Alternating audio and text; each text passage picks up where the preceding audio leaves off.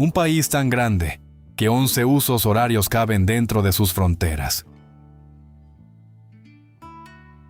Donde el sol sale sobre una ciudad y se pone sobre otra, el mismo día, dentro de la misma nación. Donde el invierno en algunas regiones dura 9 meses, y una sola línea ferroviaria tarda 8 días en cruzarlo de un extremo al otro. La mayoría de la gente cree que conoce Rusia. ¿La mayoría solo ha visto sus bordes? Rusia limita con el Océano Pacífico, el Océano Ártico, el Mar Báltico y el Mar Caspio. Dentro de ese espacio, la tierra pasa de la tundra helada a la estepa dorada y al bosque denso, hasta la costa que mira hacia Alaska a través de menos de 90 kilómetros de aguas abiertas. La distancia entre los extremos del país no es solo geográfica. Es cultural, climática e histórica. Una Rusia no se parece en nada a otra. En Oymyakon, un pueblo de la República de Sajá, la temperatura más baja registrada alcanzó los menos 71,2 grados Celsius. Los residentes mantienen los motores en marcha durante el día porque un motor detenido en ese frío puede no volver a arrancar. Las pestañas se cubren de escarcha antes de que una persona cruce la calle. Varios miles de kilómetros al suroeste. En la República de Kalmukia, los templos budistas se elevan sobre la estepa dorada y llana. El pueblo kalmuco, descendiente de tribus mongolas que migraron hacia el oeste en el siglo XVII. Sigue tradiciones tibetanas y habla su propio idioma. Su antiguo presidente regional construyó un complejo de ajedrez de $50 millones para albergar el Campeonato Mundial de Ajedrez. E hizo del ajedrez una materia obligatoria en las escuelas. En otros lugares, las señales de las calles aparecen tanto en ruso como en yidis. Un vestigio de la región autónoma judía de Stalin, que aún conserva esa designación hoy. Durante la Guerra Fría, decenas de ciudades fueron borradas por completo de los mapas oficiales. Ciudades cerradas construidas en torno a instalaciones nucleares y producción de armas, accesibles solo para residentes con documentación especial. Conectando gran parte de este territorio está el ferrocarril transiberiano, 9.300 kilómetros de vías desde Moscú hasta Vladivostok, atravesando 8 usos horarios y paisajes que la mayoría de los mapas reducen a espacio vacío. Hay lugares en Rusia donde el cruce de un solo puente marca la frontera entre continentes. En una orilla, Asia; en la otra, Europa. La distancia es de solo unos pasos. El hecho es real. En la década de 1970, científicos soviéticos empezaron a perforar la península de Kola, en el noroeste de Rusia, no en busca de petróleo, minerales o recursos, sino para llegar lo más profundo posible dentro de la Tierra. Perforaron durante 22 años. Para 1989, el pozo había alcanzado los 12.262 metros, más profundo que la fosa de las Marianas, más profundo que la altura del Everest. A esa profundidad, las temperaturas alcanzaron los 180 grados Celsius, casi el doble de lo que predecían los modelos. La roca se comportaba menos como piedra y más como plástico. La perforación no pudo continuar. Cuando la Unión Soviética colapsó poco después, la financiación desapareció con ella. El sitio fue sellado y abandonado. Una tapa metálica del tamaño aproximado de un plato de cena cubre el agujero más profundo que la humanidad haya perforado jamás. Los visitantes esperan algo monumental, pero solo encuentran una tapa atornillada entre ruinas. Rusia también fue el primer país en enviar a un ser humano a la órbita. Yuri Gagarin, el 12 de abril de 1961. Menos conocido es lo que la Unión Soviética construyó en respuesta al programa del transbordador espacial de la NASA. El Buran, una nave reutilizable que completó un vuelo totalmente automatizado, sin tripulación, el 15 de noviembre de 1988, orbitando la Tierra 2 veces antes de aterrizar por sí sola en Baikonur, una capacidad que el transbordador de la NASA no tenía. El vuelo fue un éxito técnico, pero también el último. La financiación colapsó junto con la Unión Soviética. El programa fue cancelado oficialmente en 1993. El transbordador que voló fue destruido en 2002, cuando se derrumbó el techo de su hangar. Los vehículos de prueba restantes se deterioran lentamente en el cosmódromo de Baikonur. Rusia es un país donde los extremos coexisten sin contradicción. Los camellos cruzan la estepa llana del sur. Los trineos tirados por perros se deslizan sobre el hielo ártico. Los monjes budistas meditan en el mismo país que albergó fábricas de misiles de la Guerra Fría dentro de ciudades borradas de los mapas. El conocimiento tribal antiguo y la tecnología espacial abandonada comparten la misma geografía. Es un lugar que se resiste a ser entendido a partir de una sola imagen. Y lo que sigue es un intento de explorarlo, región por región. Empezando donde la Tierra se encuentra con el Pacífico y terminando donde la mayoría de la gente cree que Rusia comienza.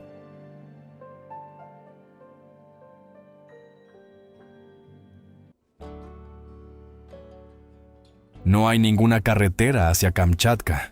Ningún ferrocarril ni autopista la conecta con el resto del país. Para llegar a esta península en el extremo oriental de Rusia, se sobrevuela miles de kilómetros de tierra vacía. Y se aterriza en un lugar que funciona enteramente bajo sus propias reglas. La mayoría de los rusos nunca ha estado aquí. La mayoría nunca lo estará. La península se asienta sobre una de las zonas geológicamente más activas de la Tierra. Más de 300 volcanes se alzan sobre su superficie, 29 de ellos actualmente activos. Klyuchevskaya Sopka, el más alto, alcanza los 4.750 metros. El volcán activo más alto del hemisferio norte. Ha entrado en erupción más de 50 veces desde 1700. La lava desciende por sus laderas mientras la nieve todavía cubre las pendientes de arriba. Las nubes de ceniza se extienden cientos de kilómetros tras las grandes erupciones. El volcán no se detiene entre ciclos de actividad. Simplemente alterna entre entrar en erupción y prepararse para volver a hacerlo. Más hacia el interior se encuentra el Valle de los Géiseres, la segunda mayor concentración de géiseres de la Tierra después de Yellowstone. Piscinas hirvientes, respiraderos de vapor y manantiales termales se extienden por un valle fluvial accesible solo en helicóptero. No hay carreteras que conduzcan hasta allí. El número de visitantes se mantiene bajo por diseño. El valle es una reserva protegida y el paisaje lo demuestra. Los osos pardos de Kamchatka, entre los más grandes del mundo, se mueven por el terreno circundante en cantidades que superan a la población humana de la mayoría de los asentamientos de la península. Kamchatka no aparece en la mayoría de los itinerarios turísticos. No tiene estatus de símbolo nacional ni campaña de marketing. Simplemente existe una península de fuego, hielo y naturaleza casi intacta, situada en el borde de Rusia donde comienza el Pacífico.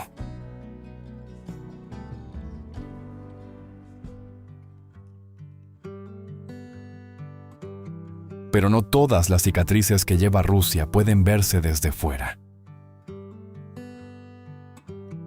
Algunas están hundidas en la propia tierra, bajo carreteras que todavía hoy siguen soportando tráfico. La carretera de Kolyma se extiende a lo largo de 2.031 kilómetros por el remoto noreste, conectando Magadán con Yakutsk.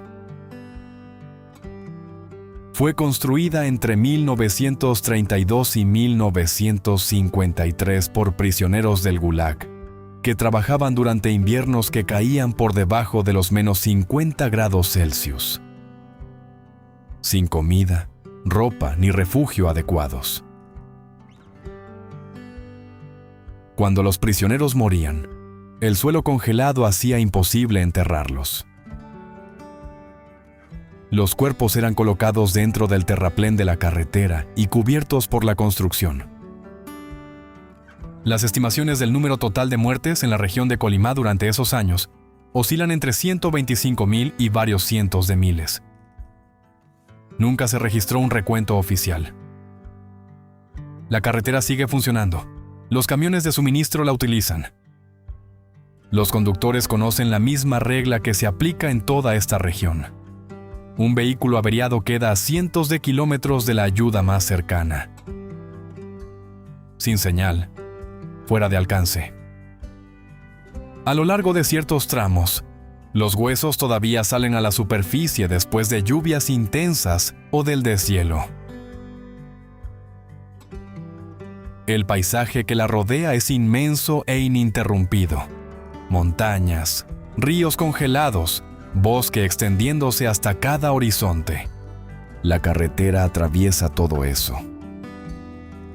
Lo que yace bajo la superficie no se anuncia, simplemente permanece.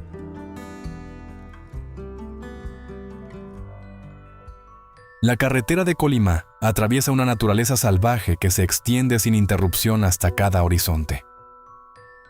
Más al oeste, a lo largo del río Lena, el paisaje cambia. La tierra ya no entierra lo que guarda, sino que lo empuja hacia arriba. Los pilares de Lena se extienden aproximadamente 200 kilómetros a lo largo de la orilla derecha del río, en la República de Sajá. Aparecen como un muro continuo de columnas de piedra caliza, que se elevan entre 150 y 300 metros sobre la superficie. Comenzaron a formarse hace alrededor de 540 millones de años, cuando esta región se encontraba bajo un mar tropical poco profundo. Los sedimentos se acumularon y se endurecieron hasta convertirse en roca, y más tarde fueron fracturados por siglos de erosión causada por ciclos de congelación y deshielo. Cada ciclo fue separando aún más la piedra hasta que las columnas individuales quedaron completamente apartadas del acantilado. No hay carreteras que conduzcan hasta aquí. El acceso es en barco desde Yakutsk, aproximadamente un día completo río arriba. Más al sur, la taiga termina de forma abrupta, reemplazada por arena. Dunas doradas se elevan hasta 30 metros y están rodeadas por todos lados de montañas cubiertas de nieve y bosques densos. Las arenas de Chara cubren hasta 50 kilómetros cuadrados en la región de Transbaikalia. Se formaron a partir del delta de un lago glaciar que existió hace decenas de miles de años.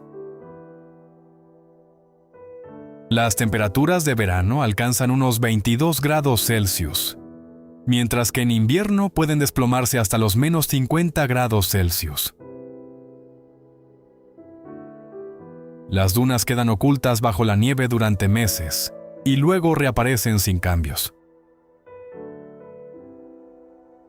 No existe en la Tierra otro paisaje exactamente igual.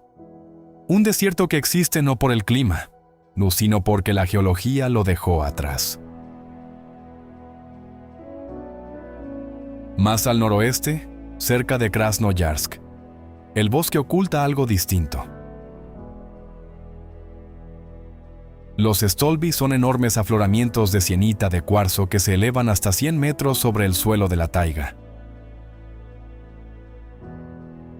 Moldeados durante millones de años por la meteorización a lo largo de fracturas naturales en la roca. Los habitantes locales no solo los visitan, los escalan sin cuerdas. Desde 1851, esta práctica se ha convertido en una subcultura propia llamada stolbismo. Los stolbistas crean sus propias rutas, transmiten las técnicas de generación en generación y atraviesan pasos tan estrechos que ambas paredes presionan sus hombros al mismo tiempo. Aquí también hay cuevas. Junto con una larga historia de estas formaciones consideradas terreno sagrado por comunidades indígenas. Los senderos señalizados permiten el acceso a los visitantes ocasionales, pero las zonas más profundas de la reserva siguen restringidas. El bosque circundante es tan extenso que perder el sendero es un problema grave, no una simple molestia.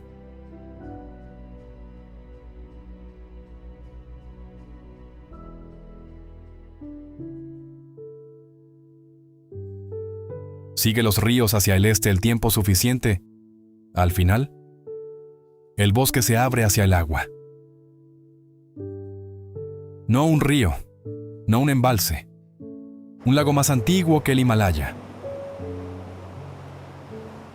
El lago Baikal tiene entre 25 y 30 millones de años, lo que lo convierte en el lago más antiguo de la Tierra. También es el más profundo, alcanzando los 1.642 metros.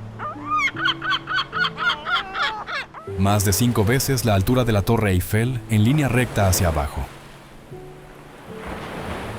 Su volumen contiene aproximadamente el 22% de toda el agua dulce superficial no congelada del planeta.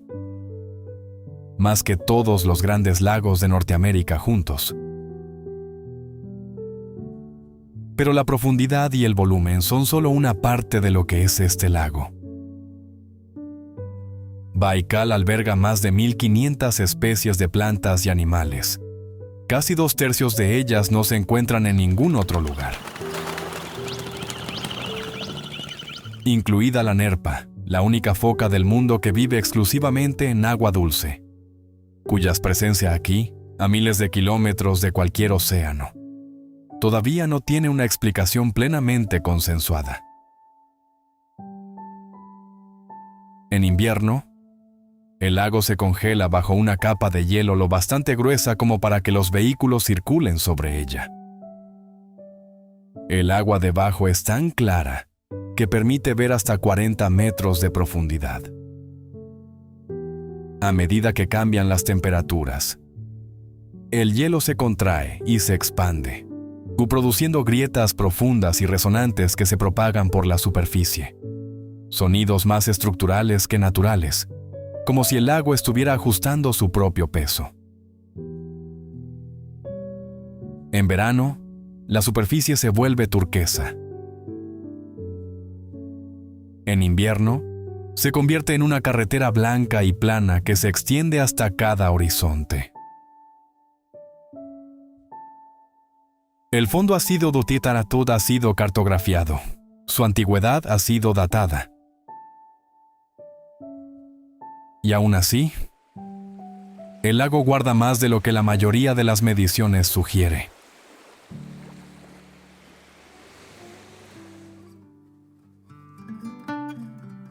donde los ríos de Siberia se aplanan hasta volverse estepa. La tierra vuelve a elevarse. Esta vez en algo más silencioso y más antiguo.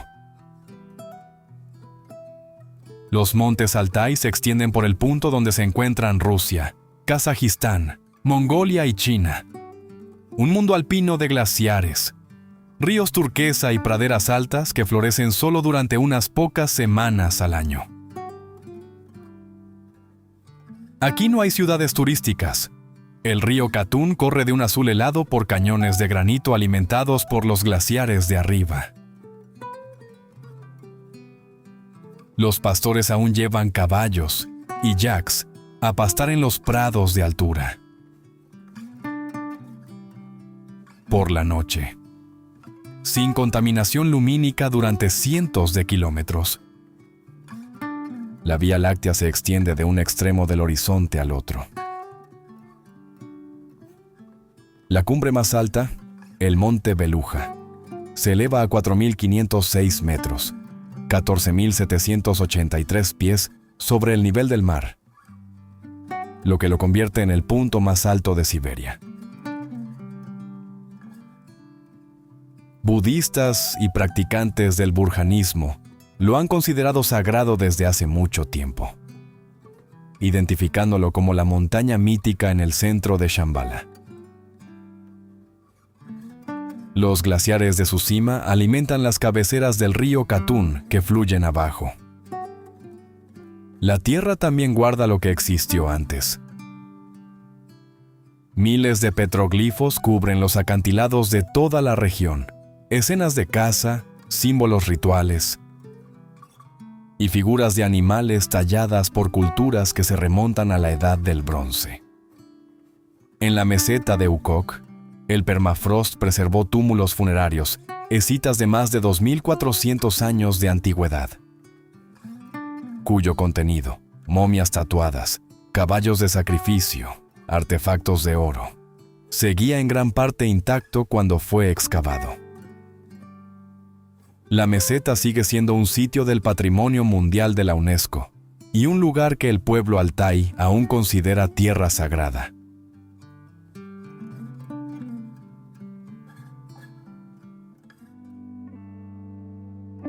Elevado sobre el río Irtish, en el oeste de Siberia, el Kremlin de Tobolsk es la única fortaleza de piedra de su tipo al este de los montes Urales. Sus murallas blancas y las cúpulas de su catedral pueden verse desde lejos, a través de la llanura fluvial. Fundada en 1587 como el primer asentamiento ruso permanente en Siberia, Tobolsk se convirtió en el centro administrativo regional durante más de 2 siglos, el punto desde el cual Moscú extendió su autoridad hacia el este. Los mercaderes llegaban por rutas comerciales desde Asia Central y China, mientras que los exiliados políticos viajaban en la dirección opuesta. Fyodor Dostoyevsky pasó por aquí en 1850, deteniéndose en Tobolsk de camino a trabajos forzados en Omsk. El castillo prisión sigue en pie bajo las murallas del Kremlin. Más al oeste, en el borde de los montes Urales, la frontera entre continentes se convierte en un lugar tangible. Ekaterimburgo se encuentra donde termina Europa y comienza Asia. Fuera de la ciudad, un obelisco de mármol rojo de 30 metros marca la división continental, de un lado Europa, del otro Asia. La propia ciudad figura como la cuarta más grande de Rusia y funciona como un centro industrial regional con un perfil urbano moderno, una destacada presencia universitaria y una escena de rock bien consolidada que se remonta a la era soviética. También posee una importancia histórica particular. En la noche del 16 al 17 de julio de 1918, el zar Nicolás II, su esposa y sus 5 hijos fueron ejecutados por los bolcheviques en el sótano de la casa Ipatiev. poniendo fin a 304 años de dominio de los Románov. Hoy se alza una iglesia en ese lugar. Los peregrinos la visitan durante todo el año. La ciudad ha seguido creciendo alrededor de esta historia, sin llegar a resolverla por completo, manteniéndose orientada hacia el futuro e inacabada, exactamente sobre la línea entre dos mundos.